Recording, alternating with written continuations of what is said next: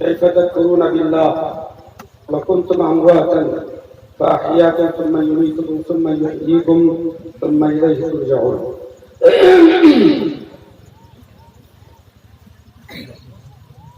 কিছু মানুষ খুব পীড়াপিড়ি করতে ওস্তাদ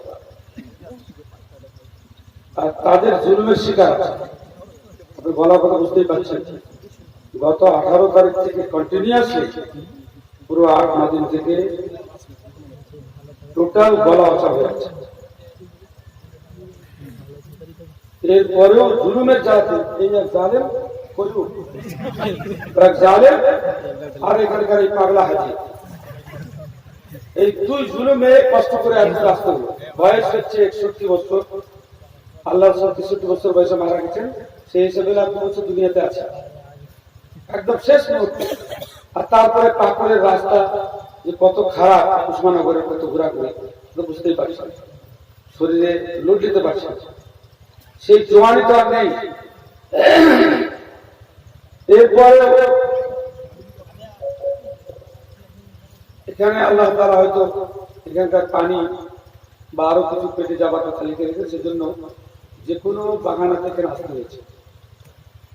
আপনারা জানেন যে আমি এই সমস্ত জলসা যাই, হ্যান্ডেলে আমার নাম দেখতে পারি, আমি যাওয়া তোবা করে দিয়েছি একদম। তার কারণ একটু পূর্বে আমার জামাই যে সমস্ত কথাগুলো বললেন, এটা বাস্তব সত্য যে বক্তা, শ্রোতা, জলসার ব্যবস্থাপক তাদের কারণে নিয়ে করতেছে, এটা বাস্তব। এবার মাইক ম্যান এই জলসার বাইরে যে মাইকগুলো আছে আলাদা আছে না, বন্ধ করতে হবে, বাইরে তো বন্ধ করে ঘুরানো দিতে বন্ধ করতে, সব মোবাইল দেখছে আর মিষ্টি দেখছে সব যুবকরা, বন্ধ করতে হবে। এখানে যারা আছে তারাই শুনছে, দরকার নেই। গোটা দুনিয়া মাইক দিয়ে রেখেছে, এটা সিস্টেমের খেলা। আগ্রহ যাদের নেই তাদেরকে বক্তব্য শোনাতে হাদিসে নিষেধ আছে, আগ্রহ যখন থাকবে না কোরআন পড়তে নিষেধ আছে নাকি স্যার? বুখারী হাদিস তো, ইকরাউল কুরআন মা তালাফাত আলাইহি কুলুবুকুম ফাইজা তালাফতুম ফাকুমু আন। আল্লাহ সুবহানাহু ওয়া তাআলা বলেন কোরআন যতক্ষণ পড়ো যতক্ষণ তোমাদের মন লাগবে, মনে বিরক্তি আসলে কোরআন ছেড়ে দাও। তাহলে আগ্রহ সহকারে আপনাকে বক্তব্য শুনতে হবে, আগ্রহ সহকারে কোরআন তেলাওয়াত করতে হবে। যদি আগ্রহ না থাকে, এটা আল্লাহ তাআলার কালাম, সেখানে আগ্রহ না থাকলে সেটা পড়া যাবে না। সৌদি ফতোয়া হলো, আপনি যদি মোবাইলে কোরআন তেলাওয়াত শুনছেন, মোবাইলে কোরআন তেলাওয়াত অন করেছেন, তো বসে বসে শুনেন। আপনি কাজ করে বেড়াবেন, কোরআন বাজতে থাকবে, কোরআন খেলনা যে আল্লাহর কথা বাজবা, তুমি ইচ্ছা মতো মাঠে কাজ করবা, না হলে বাড়ি রান্না করবা, আর আল্লাহর কথা বাজতে থাকবে, এটা তো দুনিয়ার বদরের মতন হয়ে গেল। আল্লাহর কথা তেলাওয়াত হচ্ছে, ওয়াইযা কুরিআল কুরআন ফাসতামিউ লাহু ওয়ানসিতু লাআল্লাকুম তুরহামুন। মনোযোগ সহকারে চুপচাপ শুনতে হবে। সৌদি ফতোয়া করে হারাম এটা যে তুমি কোরআনকে পান করে দিলা, কোরআন তেলাওয়াত হচ্ছে আর তুমি দুনিয়ার সব কাজ করবে না, আল্লাহর কথার কোনো দাম নাই। সুতরাং যারা কোরআন হাদিসের কথা শুনবে মনোযোগ সহকারে, তাদের জন্য হিদায়াত আছে। ইন্না ফি যালিকা লাযিকরা লিমান কানা লাহু কলবুন আও আলকা সামা ওয়া হুয়া শাহীদ। যারা উপস্থিত আছে, মন লাগিয়ে শুনছে। উপস্থিতি দু প্রকার, এক শরীরের উপস্থিতি, এক মনের উপস্থিতি। আল্লাহ তাআলা সূরা কাফের কথা এখানে যেটা বলেছেন সেটা হচ্ছে মনের উপস্থিতি, শারীরিক উপস্থিতি নয়। ইমাম সাহেব নামাজ পড়ান, মুসল্লিরা পিছনে থাকে, করাঘাত করলেও তাও মনে থাকে না, কোন সূরা পড়লো তাও জানতে পারে। তার কারণ আমার শরীর উপস্থিত আছে, মন আছে বাজারে মাঠে। আল্লাহ তাআলা বলছেন যে যাদের মন উপস্থিত আছে, শরীর উপস্থিত আছে, একমাত্র তাদের জন্যই নসিহত আছে, এটা স্পষ্ট কথা।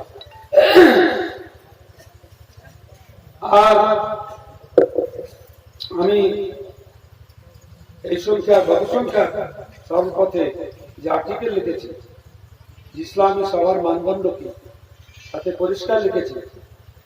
এখানে বুখারী উস্তাদ বসে আছেন যে আল্লাহ রাসূল সাল্লাল্লাহু আলাইহি ওয়াসাল্লাম জুমার খুতবা দিচ্ছিলেন, আর সে সময় ফেরিওয়ালা চলে গেল। সমস্ত মুসল্লি সব সাহাবায়ে কিরাম 12 জন বাদ দিয়ে সবাই মাল কিনতে চলে গেছিল। ওয়াইদা রাউ ইজারাতান আও লাহবান ফাতু ইলাইহা ওয়া তারাকুকা কায়িমা। আপনি বক্তব্য দিচ্ছেন আর লোক আপনাকে ছেড়ে মাল কিনতে চলে গেল। তা আল্লাহ রাসূলের মতন বক্তার কথা ফেরিওয়ালা আসলে যদি সাহাবীরা না শুনে, তো আমাদের এই সমস্ত ভুলখোরেরা আর যারা হারাম খেতে অভ্যস্ত তারা আমাদের উপর কথা শুনবে? হ্যাঁ, সেজন্য জলসাতে খাবারের ব্যবস্থা থাকলে সে জলসা নয়, সেটা মেলা। এই সমস্ত জলসা আমি যাই না, ওলামায়ে কেরাম তীব্র প্রতিবাদ করেন। আমি যেহেতু দূরে পৌঁছেছি একদম রাস্তা থেকে ঘুরে চলে এসেছি, কত জায়গায় ঘুরে চলে এসেছি। যেখানে মেলা এসছে সেখানে কোরআন ইসলামের দাম নেই, কেন বলবো সেখানে? কেন বলবো যেখানে আল্লাহ সাল্লাল্লাহু আলাইহি ওয়াসাল্লাম বলেছেন মুকাল্লিদুল উলিল খারাজি, যারা শুনতে আগ্রহী নাই তাদের সামনে দ্বীনের কথা বলা আর শুকরের বেলাতে মুক্তার মালা করা দুটোই সমান। আগ্রহ ভক্তি সহকারে আপনাকে শুনতে হবে, এটা পরিষ্কার। যাই হোক, গলা আমি যা পড়ছি এটা নিজের নফসের উপরে জুলুম করছে, আর আপনারা তাকে সাহায্য করছে, কিংবা আপনার চাপ সৃষ্টি করে আমার দিকে জুলুম করছে, এটা একটা পরিষ্কার কথা। ডাক্তারের কথা অনুযায়ী আমাকে গোপন কথা বলতে নিষেধ করেছে, কিন্তু কি করবো বলে? ডাক্তার বলছেন যে আপনি ইশারাতে কথা বলবেন, ইশারাতে কথা বলবেন। মারিয়াম আলাইহিস সালাম ইশারাতে কথা বলেছেন। হ্যাঁ, فقولي إني نذرت للرحمن صوما فلن أكلم اليوم إنسيا। পুরো মানুষের সাথে কথা বলবো ইশারা। তো তারপরে এতগুলি কথা বলতে হচ্ছে, কালকে যে কি অবস্থা হবে আল্লাহই জানে। বাড়িওয়ালির সাথে গল্প কথাটাও বলতে পারবো না, আমরা হতে পারি, আল্লাহ রহম করে।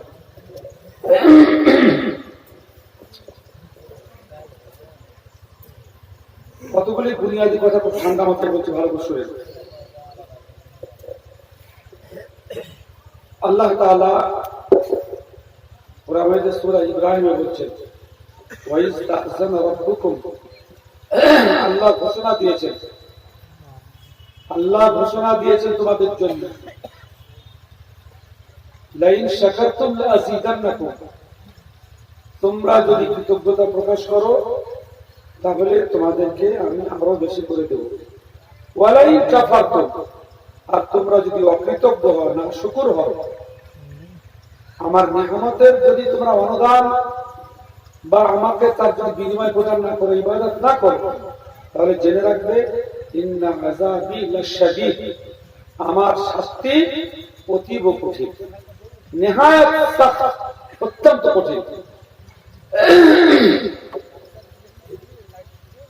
কি কি নিয়ামত আল্লাহ তাআলা আমাদেরকে দিয়েছেন আর তার বিনিময়ে আমরা কি করছি? প্রথম নম্বর কথা,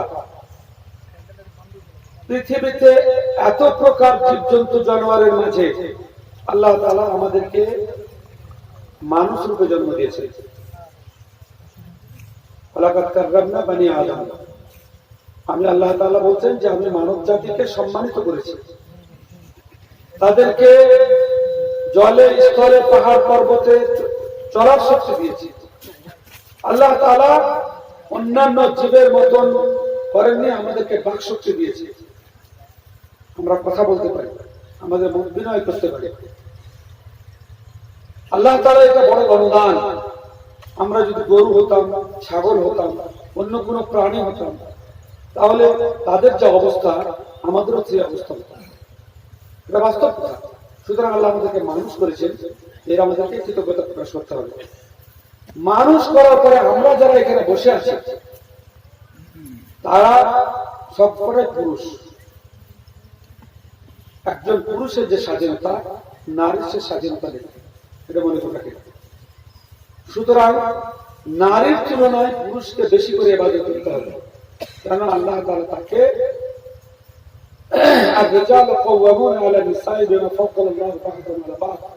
পুরুষদেরকে নারীদের উপরে আল্লাহ তাআলা নেতা বানিয়েছেন।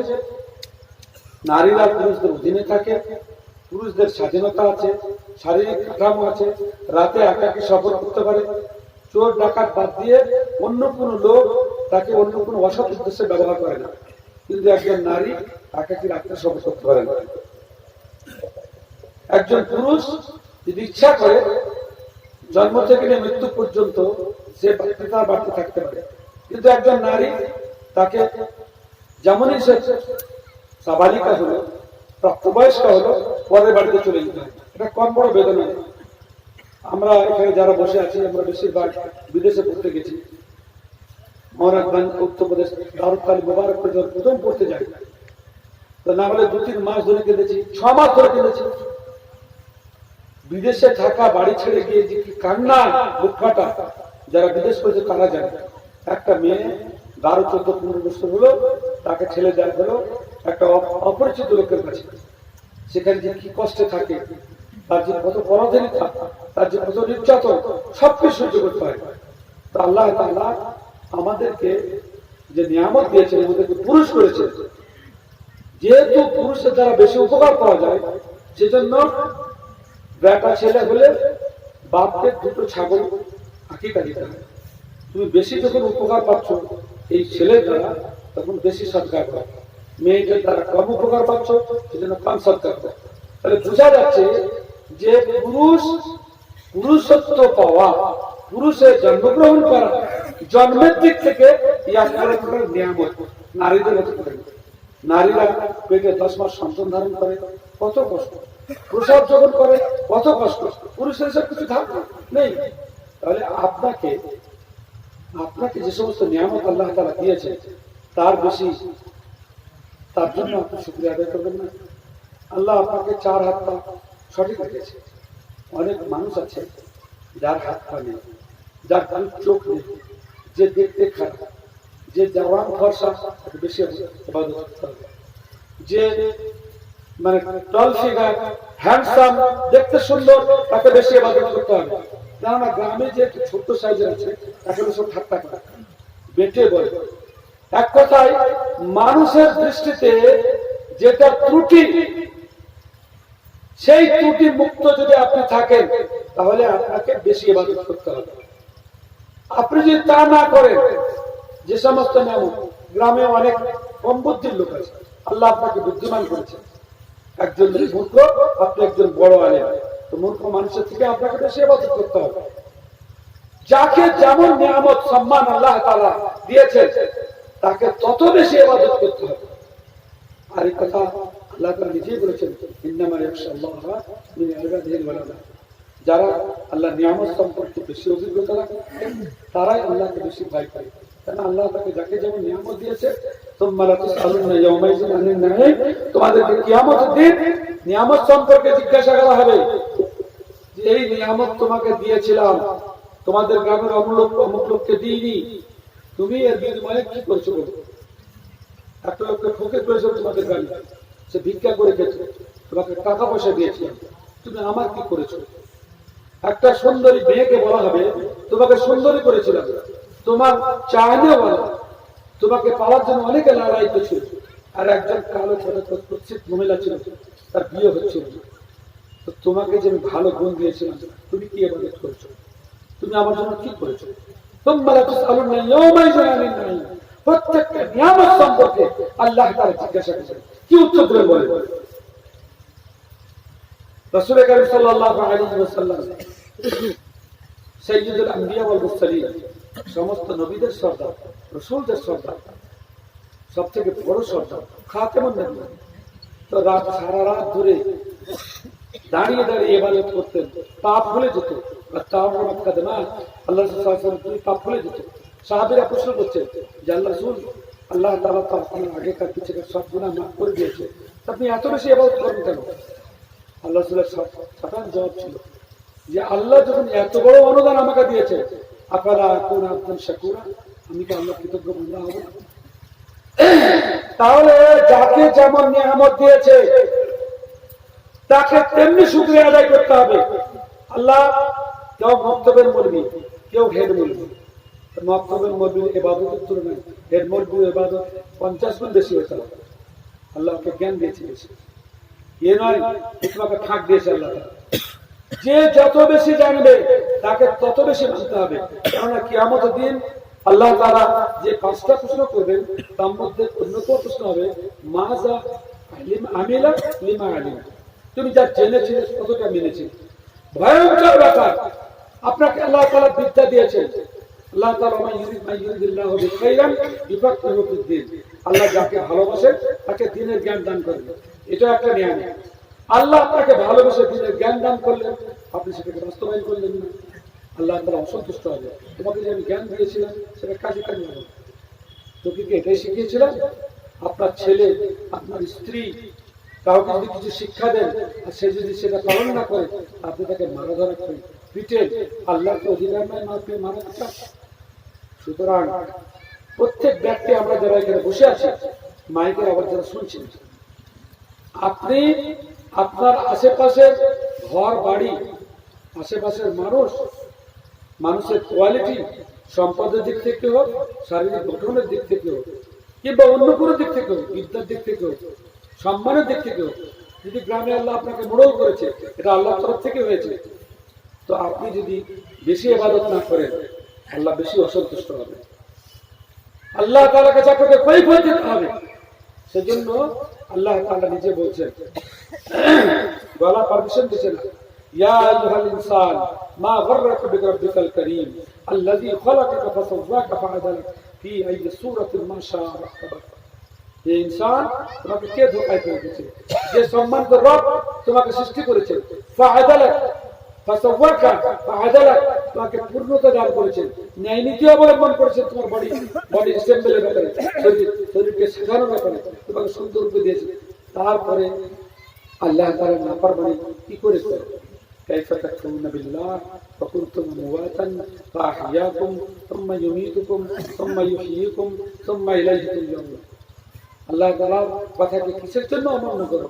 তুমি মৃত ছিলে, মা বাপের সংমিশ্রণে যে বীর্য এসেছিল তার কোনো অস্তিত্ব ছিল না। অনেক ছেলে হস্তমৈথুন করে, নাজায়েজ কাজ, হারাম কাজ, বীর্যকে ফেলে দেয়, কোনো গুরুত্ব নেই আমার কাছে। কিন্তু সেই বীর্য থেকে, মরা থেকে আল্লাহ তোমাকে সুন্দর একটা মানুষ তৈরি করেছে, আর তোমরা তার নাফরমানি করছো, এটা ভয় থাকে। আল্লাহ তাআলা উন্নত জীব সৃষ্টি করেছেন, তার জন্য কিছু বিধান দিয়েছেন। হারাম খাবেন না, হারাম কথা বলবেন না, মিথ্যা কথা বলবেন না। আর আল্লাহ তাআলা সৃষ্টি দিয়ে গড়গড় করে দুনিয়ার হারাম খাবার খেয়ে দিয়েছি, কোনো বাদ বিচার নেই। এটা আল্লাহ তাআলার শক্তি। কি করে মানুষ হারাম খাবার খেতে পারে? আল্লাহ তাআলার কথা অমান্য কি করে করতে পারে? এটা কি সম্ভব? সুতরাং আল্লাহকে দেখে লজ্জা করে যে আল্লাহ আপনাকে সৃষ্টি করেছেন, আপনার মনের কথা, গোপন কথা, আপনার চোখের লুকোচুরি, কোন দিকে তাকাচ্ছেন, কোন নিয়াতে তাকাচ্ছেন, খালি কোন দিকে নয়, কোন দিকে তাকাচ্ছেন, কোন নিয়াতে তাকাচ্ছেন, আল্লাহ তাআলা সব জানেন, সব হিসাব দিতে হবে। হিসাব সম্পর্কে যতক্ষণ পর্যন্ত আপনার স্পষ্ট ধারণা না আসবে, আপনি অন্যায় ত্যাগ করতে পারবেন না। হিসাব আমাকে দিতে হবে না, হিসাব মওলানাকে দিতে হবে না, পুলিশকে দিতে হবে না, দিতে হবে আল্লাহকে, যিনি যার আমলনামাতে লা ইউগাদিরু সাগীরাতান ওয়ালা কাবীরাতান ইল্লা আহসাহা, ক্ষুদ্রাতি ক্ষুদ্র, ছোট ছোট, পুরো জিনিস ছাড়েনি, সব রেকর্ড। নাহনু নাকতুবু মা কদ্দামু ওয়া আসারহু, আমি ওরা যা করছে সব লিখছি, আর ওদের যত চলাফেরা সব রেকর্ড করছি। এটা হচ্ছে মানুষের আচরণ রেকর্ড করার আয়াত।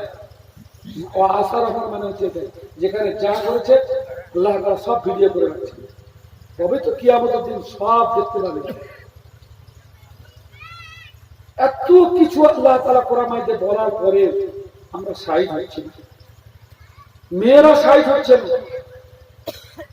আপনি বলেন যে ইলামি, তারানগর, কুসমানগর, পাকুড় থেকে শুরু করে ভবানীপুর, এখানে যত আছে গোলদারিপুর থেকে, না হলেও 200-500 জনের বেশি আলেম আছে, যাদের বেশিরভাগকে আমি চিনি। মেয়েগুলো বাইরে বের হওয়া বন্ধ হলো না, কিরকম আল্লাহ ভয়, কিরকম করে আমরা বলছি তারা এগোতে করছে না। আমরা তো এই দেশের মানুষ, আমার পাড়ায় চলে 1 সপ্তাহ থাকে, কোন মেয়েকে যদি খোলামেলা অবস্থা দেখতে পারে, দেখতে তো পাবে না, সারাদিন হয়তো 5টা দেখতে পাবে না, বাড়ি থেকে বের হয়ে যায়, আর বের হলে একটা বড় চাদর হাত মুখটা দেখে দেবে। মেহনত করেন, মানুষকে বলেন কি হচ্ছে সব। বেনামাজির বউ শুতে বেরোয় না ভয়, বেনামাজির বউ বাড়ি থেকে বেরোয় না হয়ে ওটা মুক্ত ঢেকে বেরোয়। পরিবেশ তৈরি করার জন্য মেহনত করেন একটু। কি হচ্ছে সব সব, হ্যাঁ? এত সমস্ত আলেম কাল কিয়ামতের মধ্যে কি কৈফিয়ত দিবেন? আর আপনারাই কি কৈফিয়ত দিবেন? আলেম ইয়াতিকুম নাযির, আল্লাহকে প্রশ্ন করবে না আপনাদের কাছে কি ভয় দেখার হলে কেউ যায় না? উত্তর দিতে হবে, বলেনি কেউ, নবীরা বলেনি কথা করতে। আমাদের উভয়ের তরফ থেকে গন্ডগোল হচ্ছে, মনে হচ্ছে আমরা মরবো না। জেনে রাখেন আল্লাহ তাআলা সূরা ইব্রাহিমের ৭ নম্বর আয়াতে বলছেন, ইন্না আযাবি লাশাদীদ, আমার শাস্তি অত্যন্ত কঠিন। যারা আমার নিয়ামতের অনুদানের অস্বীকৃতি জ্ঞাপন করে পাপ কাজ করছে তাদের জন্য শাস্তি কঠিন। শাস্তি কত ভাবে হয়? শাস্তি কত ভাবে হয়? সূরা মায়েদার ৬৫ নম্বর আয়াত বলেন, আমার গলা তো ভালো নাই, আমরা ইসমাইল সাহেবকে অনুরোধ করছি সূরা মায়েদার ৬৫ নম্বর আয়াতের ব্যাখ্যা আপনি একদিন ভালো করে শোনাবেন এদেরকে। আল্লাহ তাআলা বলেন, কুল হুয়াল কাদিরু আলা আন ইয়াবআসা আলাইকুম আযাবান মিন ফাওকিকুম আও মিন তাহতি আরজুলিকুম আও ইয়ালবিসাকুম সিয়াআ আও ইউযিকা বা'যাকুম বা'সা বা'য উনজুর কাইফা নুসরিফুল আয়াত লাআল্লাহুম ইয়াত্তাকুন। আল্লাহ বলছেন যে আমি চার ভাবে তোমাদের উপরে শাস্তি পাঠাবো। তুমি সক্ষম চার ভাবে শাস্তি পাঠাবো। এক হচ্ছে আকাশ থেকে, আকাশের শাস্তি তো বুঝতে পারছেন, ঝড় তুফান বজ্রাঘাত আরো মেলা কিছু, শিলা বৃষ্টি অতিবৃষ্টি সবকিছু। আর হচ্ছে নিচে থেকে ভূমিকম্প ভূমিধস বন্যা আরো যে সমস্ত মাটির তল থেকে হয়। আর তৃতীয় প্রকার আযাব অত্যন্ত ভয়াবহ, যেটা আল্লাহ রাসূল দোয়া করে বন্ধ করতে পারেন। আল্লাহ রাসূল বলছেন আল্লাহর কাছে তিনটে দোয়া করলাম, স্পেশাল ভাবে উম্মতের জন্য তিনটে দোয়া করলাম। আল্লাহ আমাকে দুটো দিলেন, একটা বললেন না মুহাম্মদ তোমার দোয়া পূরণ করে দেবেন, একটা পূরণ করতে পারবে না। আর সেটা হচ্ছে ৩ নম্বর আযাব। সেটা কি? আল্লাহ আযাব দিবেন, আপসে দ্বন্দ্ব লাগিয়ে দিবেন। মানুষের মধ্যে দ্বন্দ্ব লাগানো আল্লাহর কাজ, দ্বন্দ্বটা আল্লাহর আযাব। আমরা ভাবছি যে এটা আযাব নয়। মানুষ আযাবে থাকার পরে যদি আযাব না মনে করে, তওবা করে, আল্লাহ বলছেন যে তোমাদের মধ্যে দ্বন্দ্ব লাগানোটা আমার কাজ। আজকে মিল আছে, এলাকার মুরব্বিদের মধ্যে মিল আছে, মাদ্রাসার মধ্যে মিল আছে, কমিটির মধ্যে মিল আছে, মানুষের মধ্যে মিল আছে, হিন্দু মুসলিমের মিল আছে, কোথাও মিল নাই। স্বামী স্ত্রীতে মিল নাই, বাপ বেটাতে মিল নাই। আল্লাহ সাল্লাল্লাহু আলাইহি ওয়াসাল্লাম বলেছেন, ইন্নাল জামাআতা রাহমাতুন ওয়াল ফুরকাতু আযাব। যখন তোমরা ঐক্যবদ্ধ থাকবে তখন জানবে যে এটা আল্লাহর দয়া। আর যখন আপসে দ্বন্দ্ব লেগে যাবে জানতে হবে যে আল্লাহ তোমাদের প্রতি অসন্তুষ্ট, এটা আল্লাহর আযাব। ওয়াল ফুরকাতু আযাব। আজকে আমরা আরএসএস কে দোষাচ্ছি। পশ্চিমবাংলায় ভোট হচ্ছে, আরএসএস ঘোষণা দিয়েছে যে আমরা সরকার প্রথম সিএ সব আতঙ্কে আছে। মানুষের দ্বন্দ্ব লাগানোর কাজ এটা আল্লাহ করছে। দোষারোপ আগে করে নয়। লুমু আনফুসাকুম ফালা তালুমুনি লুমু আনফুসাকুম। আল্লাহ বলছে আমাকে নিন্দামন্দ করো না, নিজেকে নিন্দামন্দ করো, তোমাদের পাপের কারণে আযাবগুলো আসছে। তাহলে বোঝা গেল সূরা মায়েদার আয়াত নম্বর 65, যাদের বাড়িতে উর্দু বাংলা তর্জমা আছে খুলে দেখে নেবেন, যে পাপের কারণে আল্লাহ তাআলা বলছেন যে আমি যে সমস্ত নিয়ামত দিয়েছি তার যদি কৃতজ্ঞতা প্রকাশ না করে আমার শাস্তি কঠিন। শাস্তি 4 ভাবে হয়, তার মধ্যে একটা হচ্ছে আপসের দ্বন্দ্ব লাগানো, ভাই ভাই দ্বন্দ্ব, জাতিগত দ্বন্দ্ব, ভাষাগত দ্বন্দ্ব, দ্বন্দ্বের ঝামেলা লাগানোটা আল্লাহর কাজ। সূরা মায়েদার 65 নম্বর। আল্লাহ দোয়া করেছিলেন উম্মতকে 4টি দিয়ে আযাব দিও না। 1 নম্বর আযাব, সারা পৃথিবীতে দুর্ভিক্ষ দিও না, কাহসালি দিও না। কেন সব জায়গায় যদি খাবার না হয় বাঁচবে কি করে? আল্লাহ বলে কবুল করলাম। এক দেশে দুর্ভিক্ষ হবে, অন্য দেশে হবে না। এখানকার খাবার ঘরে চলে যাবে, মানুষ বেঁচে যাবে। আর একটা দোয়া করলাম, আল্লাহ ইয়াহলিক উম্মতি বিল গরাক, আমার উম্মতকে যেন সার্বিকভাবে নূহের বন্যার মতন বন্যা দিয়ে ধ্বংস করে। আল্লাহ বলে যা কবুল করলাম। বন্যা গোটা বিশ্বে একসাথে হবে না, কোন এক দেশে হবে, অন্য দেশে হবে। যেখানে হবে না মানুষ সেখানে গিয়ে আশ্রয় নেবে। আর আল্লাহ রাসূল সাল্লাল্লাহু আলাইহি ওয়াসাল্লাম শেষ দোয়া করেছিলেন, আল্লাহ যে তাদের আপসে যেন দ্বন্দ্ব লাগায় না। আল্লাহ বলেন না, এটা আমি আযাব হিসাবে রেখে দিলাম। দ্বন্দ্ব লাগানোটা হচ্ছে আল্লাহ তাআলার আযাব। আর আজকে আমরা সেই আযাবে গ্রেফতার। একটা গ্রামে 10টা জমি, জানো এটাকে মদিনা মসজিদ তৈরি করা যেত না? খরচটা কম হতো না? একজন নামাজ পড়লে বরকত হতো না? না, সকলের মনের ভিতরে আনানিয়াত, খুদগর্জি, খুদ পছন্দি আর আত্ম অভিমান সৃষ্টি করে দিয়েছে। সব ভাগ করেছে। একটা তিক্ত অভিজ্ঞতার কথা বলছি আপনাদের। লাহাপুর আর ভগবতী মাদ্রাসার দূরত্ব কতটা? 1 মাইল। ওটা ছিল 4 জামাত মাদ্রাসা। দাওরা করার কি দরকার? দুটা মাদ্রাসা মিলে দাওরাতে 20টা ছেলে মেয়ে, দুটা মাদ্রাসা মিলে একটা হাই স্কুল ছেলে মেয়ে আলাদা করে মাসা কি দরকার? এগুলা ইখতিলাফ। আর প্রত্যেকে এই কম্পিটিশন চলছে, প্রত্যেকে আমি ভালো, প্রত্যেকে আমি ভালো। এই এলাকায় যতগুলি দাওরা মাদ্রাসা আছে, একটা হাই স্কুল ছেলে আছে নাই। এটা দ্বন্দ্বের কারণ, এটা আল্লাহ তাআলার আযাব। এটা বুঝে রহমত না, এগুলো রহমত নয়, আল্লাহ তাআলার আযাব। এক জায়গায় থাকতে দেবেন আল্লাহ তাআলা। মানুষ বুঝতেই চাইছে না। সাহাবায়ে কেরামের মধ্যে ইখতিলাফ হয়েছে, দলিলের সামনে আবার মিশে গেছে। আল্লাহ রাসূল সাল্লাল্লাহু আলাইহি ওয়াসাল্লাম মৃত্যুর পরে 6 দফা ইখতিলাফ হয়েছে, ভয়ঙ্কর ইখতিলাফ। বিশেষ করে নেতা নির্বাচন নিয়ে ওই পক্ষে তরবারি বের করে ফেলেছিলেন, তবু দলিলের সামনে তারা মিলেছেন। আর আমরা দিনরাত দলিল পড়ছি, আর আমরা মিল হতে পারছি না। কেন? আল্লাহ তাআলা আযাব কি বলছেন? মিল হতে দেবে না। দুনিয়া পাপ করে চলেছি, আল্লাহ তাআলার নিয়ামতের শুকরিয়া আদায় করছি না, সেজন্য আল্লাহ আমাদের মধ্যে মিশতে দিবেন। এই ঝামেলা আমাদের মধ্যে স্নায়ু যুদ্ধ রেখে চলে যাবে। আমার কথাটা বুঝতে পারছেন? আমার বাংলা কথা বুঝতে পারছেন? আমি যে কথা বলছি এটা বাস্তব সমাজে আছে না? নাই মিল আছে কারোর সাথে?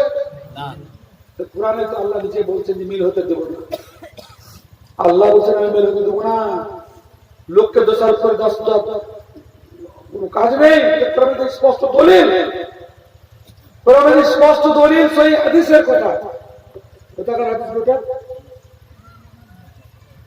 ইসমাইল সাহেব সাহাবত রব্বি সালাসা সহিহ মুসলিম হাদিস। দাঁড়ান, আপনাদের হাদিসের অথেন্টিসিটি দেখবেন, আপনাদের ভালো হবে। আলেমদেরকে আমি বলবো যে মানুষের কাছে সত্য কথা তুলে ধরেন, আর অন্যায়ের বিরুদ্ধে একজোট হন। বাঁচা যাবে না। আত্তাকু ফিতনাতাল লা তুসিবান্নাল্লাযিনা যালামু মিনকুম খাসসা। যদি এনআরসি হয়ে মুসলমানদেরকে তাড়ায়, মৌলবীকেও তাড়াবে, বড় জোরে কথা বলবে, বাস্তব কথা বলবে। এই আল্লাহর আযাব থেকে বাঁচার জন্য দেশ থেকে তাড়ানোর কথা তাকরীবে আম আছে না নাই? কাপড় কারণে। আর মুসাকে বানি ইসরায়েলদেরকে 40 বছর দেশ থেকে তাড়ায়, তাহলে দেশ থেকে তাড়ানোটা আল্লাহর কাজ। জানেন এনআরসির কথা বলছেন? কানু ইয়াতিহুনা ফিল আরদি 40 সানা, 40 বছর বানি ইসরায়েলদেরকে বাড়িতে ঢুকতে দেয়নি, আল্লাহ ঢুকতে দেননি। আর যদি অবিবাহিত পুরুষ ছেলে মেয়েকে ব্যভিচার করে, তো ওদের শাস্তি হচ্ছে 100 কড়া মারা আর 1 বছর দেশ থেকে তাড়িয়ে দেওয়া। তাহলে পাপের দ্বারা দেশ থেকে তাড়ানো, সেই বুখারী হাদিস। তাহলে আমরা পাপ করেছি, অনেক বেশি পাপ হয়েছে, সেজন্য অত্যাচারের শাসক গেলা ফিট করছে দেশ থেকে তাড়ানো। আমার তো মনে হচ্ছে যা ব্যাপার, মানুষ তো এত আযাবের কথা শুনছে, তো পাপ তো ছাড়ে, মসজিদটা তো ভরে, হারাম খাওয়া তো ছাড়ে, আল্লাহকে স্মরণ করে, বিপদ সামনে দেখেও তো তওবা ইস্তেগফার করে। কি বলবো আল্লাহ, কি বলবো আল্লাহ? আল্লাহ রাসূল এই জন্যই দোয়া করতেন, ফাইজা আরাদতা বিইবাদিকা ফিতনাতান ফাকবুজনি ইলাইকা গায়রা মাকতুল।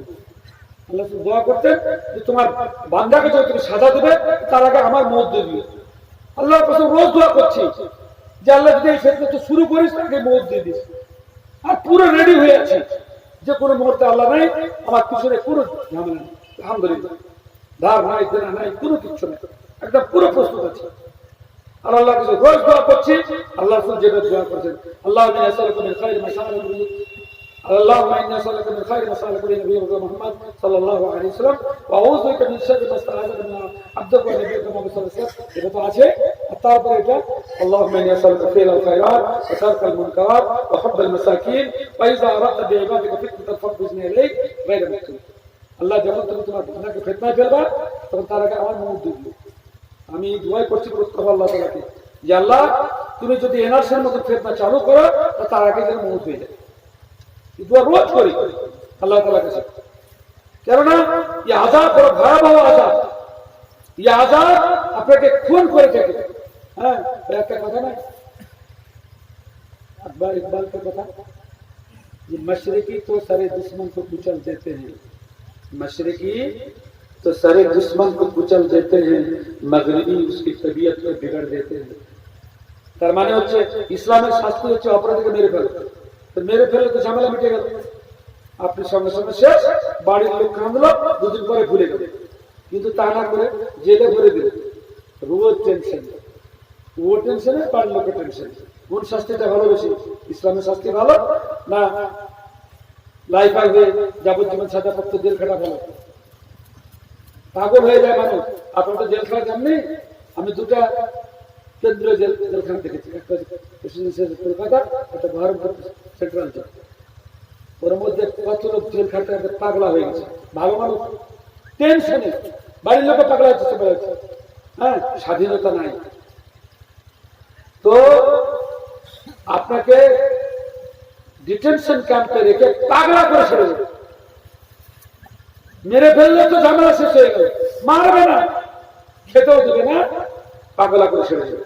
এত বড় আযাব হুদ আলাইহিস সালাম সম্পর্কে আল্লাহ তাআলা কোরআন মাজিদে বর্ণনা করেছেন। হ্যাঁ, ফালাম্মা ইসতাকবালা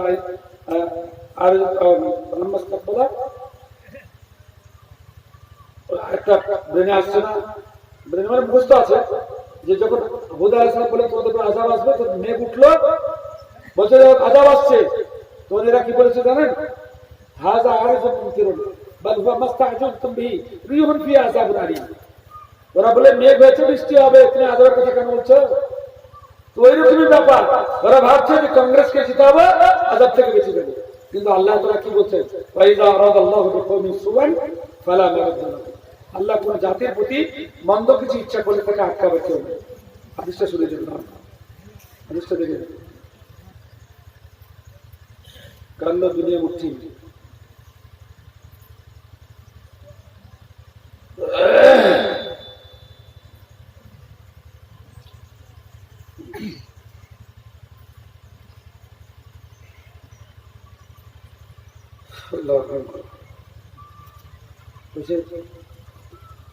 মাঝে মধ্যে বেদাতেরা জ্ঞানী সালাম আলাইকা বলতে থাকে না, ওখানে রেস্ট লাগছে, সেরকম রেস্ট হতে পারে করে না, দরুদ পড়তে লাগিয়ে একটু বসে যাবো, সেরকম আপনার একটু বসে গেল, গলাটা একটু রেস্ট লাগছে।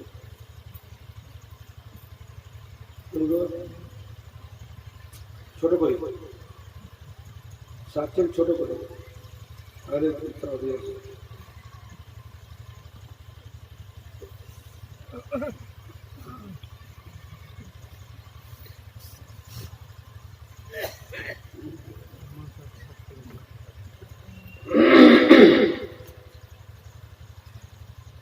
সহিহুল জামি হাদিস নম্বর 3593, মুসনাদ আহমদের, হ্যাঁ মুসনাদ আহমদের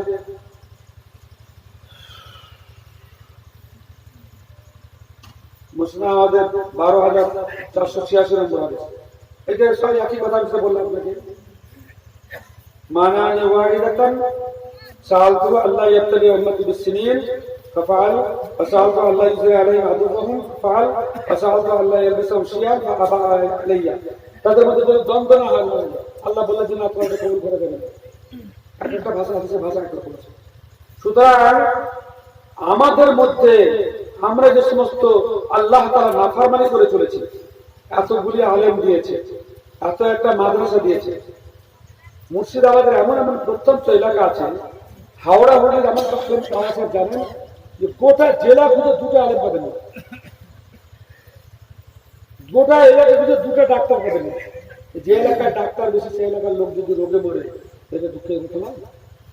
যে এলাকাতে আলেম বেশি আছে সেই আলেম থেকে তো আপনাদের উপকৃত হওয়া দরকার নাকি? হ্যাঁ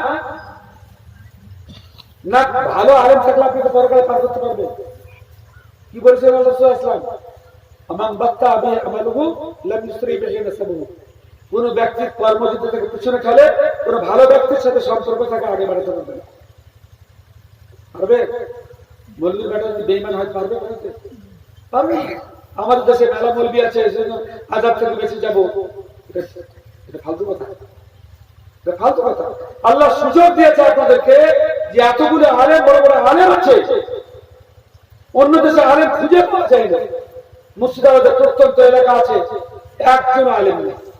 নদিয়ার প্রত্যন্ত এলাকায় আছে, ওষুধ করতে আলেম নেই। তাহলে এতগুলো আলেম পেলেন, দ্বীনি শিক্ষা পেলেন, মাদ্রাসা পেলেন, কোরআনের কথা শুনতে পেলেন, আল্লাহ মুসলমান করেছে, বেটাছেড়া করেছে।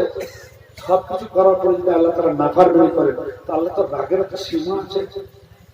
হ্যাঁ, জানা অজানা ব্যক্তি কি একরকম হয়? জেনে যদি না মানেন আল্লাহ তাআলার রাগ বেশি হবে না?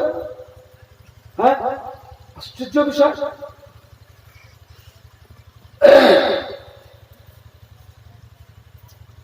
আমি আপনাদেরকে এবং ওলামায়ে কেরাম যারা আছেন, যারা মূলত মানে পাবলিককে খুব ছাড় দিতে চান, ছাড় দেওয়া ভালোবাসেন, আর এমন কিছু হাদিস গুলো বলতে বাশশিরু ওয়ালা তুনাফিরু ইয়াসসিরু ওয়ালা তুআসসিরু, এটা গায়ের মুসলিমদের জন্য বলা হয়েছে, মুসলিমদের জন্য নয়। কারণ মুসলিমদের জন্য বিধান আল্লাহ তাআলা যে দিয়েছেন তার সম্পর্কে আল্লাহ তাআলা নিজেই বলছেন, মা জাআলাল্লাহু আলাইকুম ফিদ-দীন মিন হারাজ। দ্বীনের ব্যাপারে এতটুকু সত্য যে ক্ষমতা নাই আপনার জন্য, কিন্তু ক্ষমতা থাকতে আপনি ছাড়বেন, এটা শরীয়তের অনুমোদন নেই। কেন? ওয়া কানা লিল মুমিনিন ওয়ালা মুমিনাতিন ইযা কাযাল্লাহু ওয়া রাসূলুহু আমরান, যাবে কোথায়?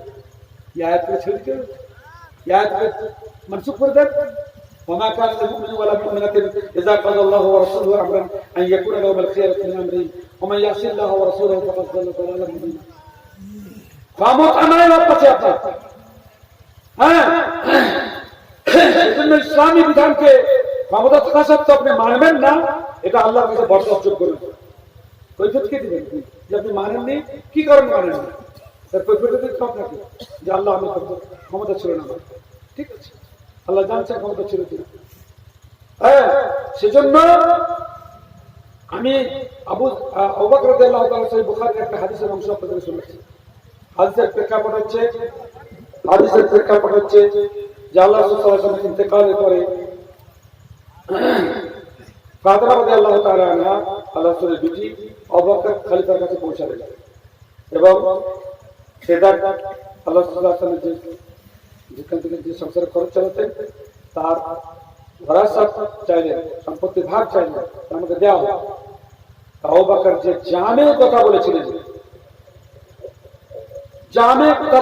যারা আলেম আছেন তারা ভালো করে কান খুলে শুনে।